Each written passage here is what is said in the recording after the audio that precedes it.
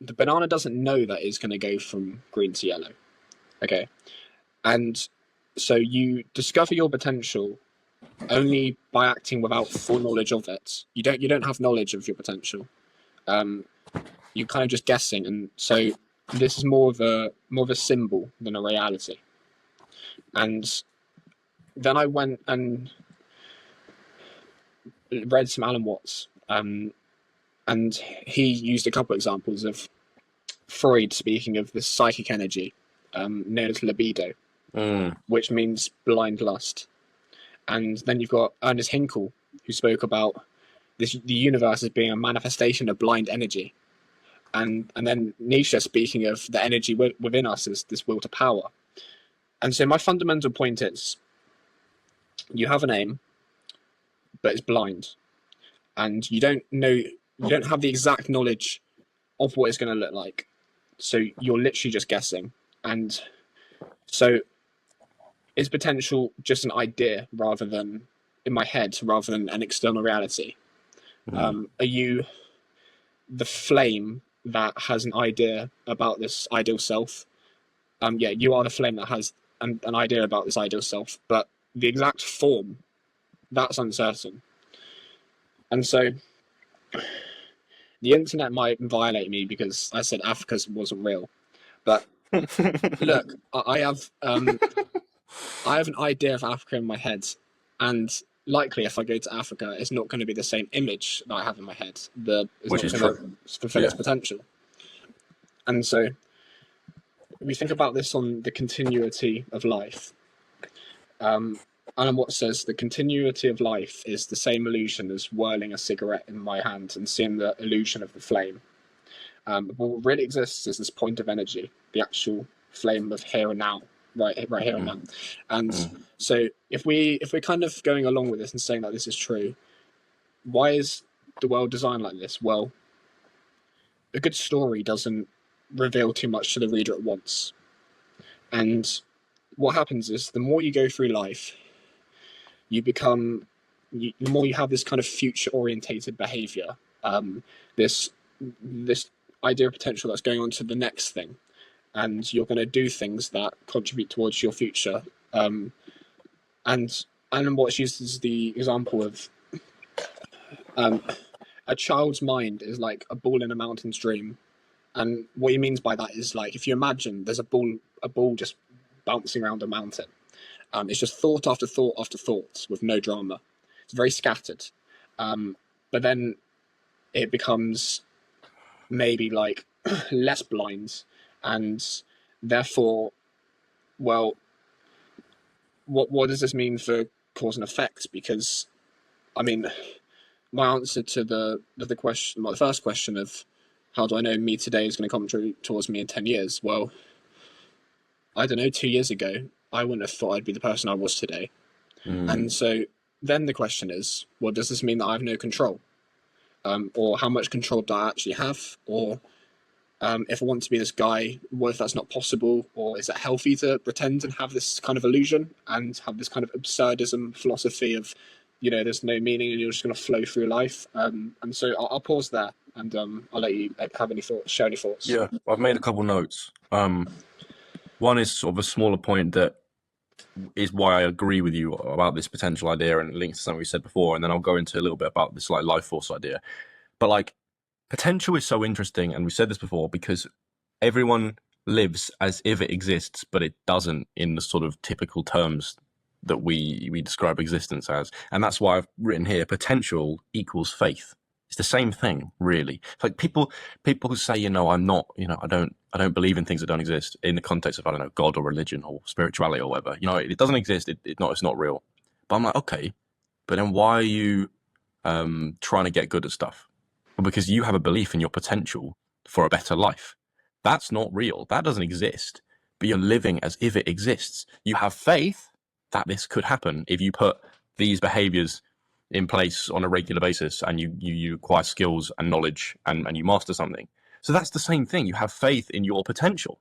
And that's why there was that clip that we posted, and it went pretty viral, and people got angry in the comment section when I said that, to me, there's not a huge difference between the idea of God and the idea of your future self, because they're both entities that don't exist, but we live as if they do, depending on your, religious philosophy, that guide us towards doing the right thing in the present moment. And that's why, even though, there are a lot of our clips that receive a lot of backlash, that I go, that sounds bad out of context, but that God future self one, I still stand by, and I'll die on that hill, and I want to debate, people about it in the future. So there's that. But then also, you bring up this idea of the life force, and so Freud had this idea of libido, and then Jung kind of elaborated it to life force and took it away from the context of sexuality and just put it in the context of your will to live, your will to become, your will to create, your will to experience. And I think there is, if you can be in touch with it, there is this psychological or spiritual force in you that desires to be manifested. Maybe it's the spirit of creation, the spirit of adventure, the spirit of play, but it's a life force spirit in you that desires to be manifested. And then, is the outside thing arbitrary in that case, or is it just something that the life force clings onto you? So, for me, it's psychology and it's sport. For you, it's business and it's philosophy and it's personal development. But something on the outside world has, or maybe it's a better way of thinking about it the other way around, something internally and within us has clung on to that thing in the outside world as a tunnel, as a means for that spirit to be manifested in the world. And I think if you align what you do outside with this force inside, then that's manifesting your potential, I guess. That's self-actualization. That's following your vocation more than just doing the thing arbitrarily, outside of yourself, because that's mundane, and that doesn't mean anything. That's where you can sort of become nihilistic. And so, just to round up before I pass the speaking baton back to you, you're talking about, do you feel in control of that? I don't know, because are you the force in you that desires to be manifested, or are you the ego that's aware of that process happening? Did I think 5 years ago that I'd be absolutely loving this podcast process with you and the amount that we've both developed through doing this? Did I think that I'd be part of the GB Under 23 program? Did I think I'd be living in London with the social circle I have? No, I just followed like interest and enthusiasm and belief and faith in my potential, and it's got me here. And so I guess that's something quite scary on one hand, but beautiful on another, that we can let go in a sense, like Alan Watts is always preaching about, and go, there is something in me that's good, that's desiring to be manifested, and that if I just have faith in my ability to continue doing the things that I'm interested in, I'm enthusiastic about, good things will happen. So yeah, really nice. Yeah. So we have this energy that wants to keep moving forward and keep wanting to get closer to achieve something, and we have to accept that it's blind. So how do you move when you can't see? Do you mean, can I just clarify for me and the people listening, when you say blind, do you mean like there's this force that wants to be manifested, but it's not, it doesn't have specificity in that it doesn't know how it wants to be manifested? It's blind. It's looking, it's how do I put it?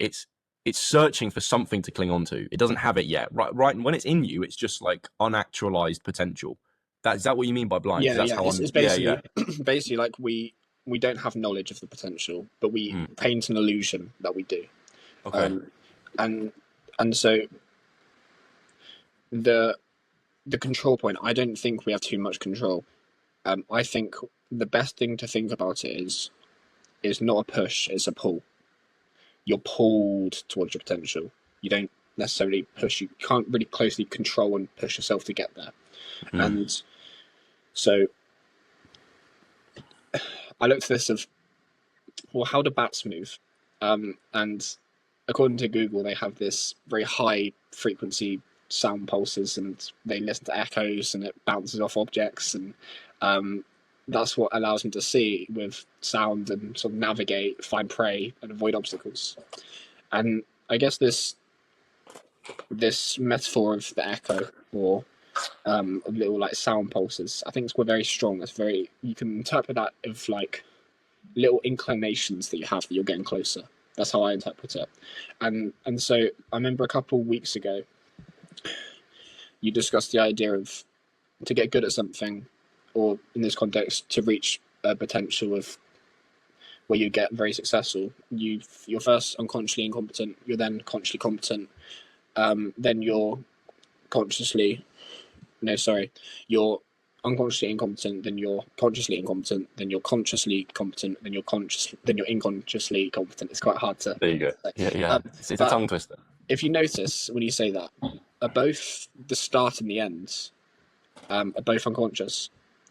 And well, then you kind of you think about that, and when I thought of this in a context of like meeting your significant other, like when you meet them, you didn't know that they would be at the beach that one time, or you didn't know that you'd be both at that restaurant that one time.